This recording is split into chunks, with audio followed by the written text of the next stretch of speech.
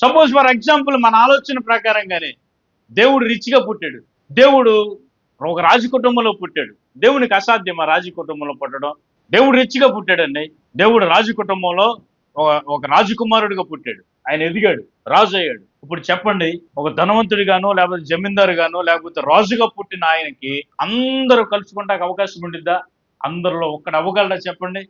రాజు అందరిలో ఒక్కడు అవ్వగలడా? అవలేడే. రాజు కొంతమందికి మాత్రమే దగ్గర అవ్వగలడు. ఒక వర్గం వారికి మాత్రమే ఆయన దగ్గర అవ్వగలడు. అందరికి ఏ విధంగా దగ్గర అవ్వగలండి? యేసుక్రీస్తు ప్రభు వారి జీవితం చూడండి. ఆయన వారి మధ్యలో నివసించెను. He lived among them. ఆయన వారి మధ్యలో నివసించాడు. వారిలో ఒక్కడిగా నివసించాడు. అయ్యా నీ ఉండే స్థలం ఏది అని అడిగితే, రా నేను చూపిస్తానని ఆయన్ని తీసుకువెళ్ళి చూపించాడు. రాజభవనంలోకి పర్మిషన్ ఉండిద్దా? రాజుగారి అంతఃపురంలో పర్మిషన్ ఉండిద్దా?